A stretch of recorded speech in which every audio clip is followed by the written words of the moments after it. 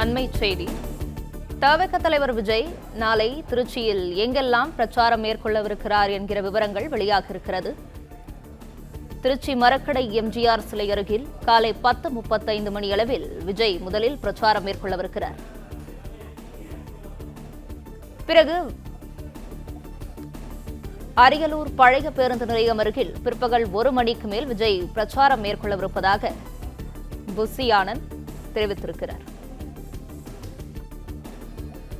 இதுகுறித்தான கூடுதல் விவரங்களை வழங்கவிருக்கிறார் செய்தியாளர் யுவராஜ். யுவராஜ், வணக்கம். விவரங்களை பகிரலாம். வணக்கம். தமிழக வெற்றி கழகத்தினுடைய தலைவர் விஜய் நாளை திருச்சியில் தன்னுடைய முதல் தேர்தல் கள பிரச்சாரத்தை மேற்கொள்ள இருக்கிறார். அந்த வகையில் நாளை சுற்றுப்பயணத்தை தொடங்கக்கூடிய விஜய் நாளை திருச்சி, அரியலூர், பெரம்பலூர் ஆகிய மாவட்டங்களில் தன்னுடைய அந்த பரப்புரையாற்ற இருக்கின்றார். தொடர்ந்து திருச்சியில் காலை 10:30 மணி அளவில் விஜய் பிரச்சாரத்தை மேற்கொள்ள இருக்கின்றார். அந்த பிரச்சாரத்தில் திருச்சியில் இருக்கக்கூடிய அந்த மாவட்டத்தை சார்ந்த அந்த பொதுமக்களும் நிர்வாகிகளும் கலந்து கொள்ளுமாறு அறிவுறுத்தப்பட்டிருக்கின்றது.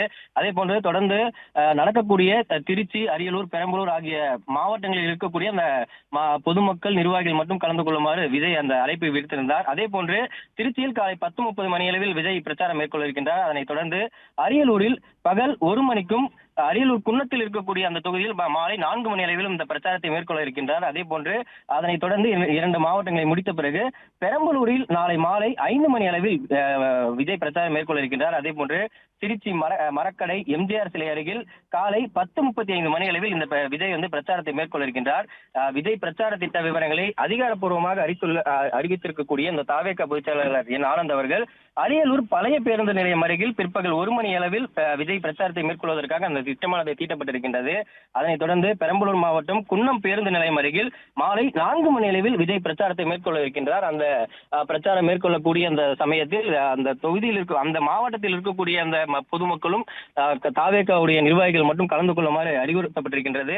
அதனைத் தொடர்ந்து இந்த பிரச்சாரத்தை முடிந்த பின்பு அமைதியான முறையில் ஒவ்வொரு நிர்வாகிகளும் பொதுமக்களும் கலைந்து செல்ல வேண்டும் எனவும், அதே போன்று போக்குவரத்துக்கு இடையூறாக இல்லாமல் அமைதியான முறையில் கலந்து செல்ல வேண்டும் என்று அறிவுறுத்தப்பட்டிருக்கின்றது.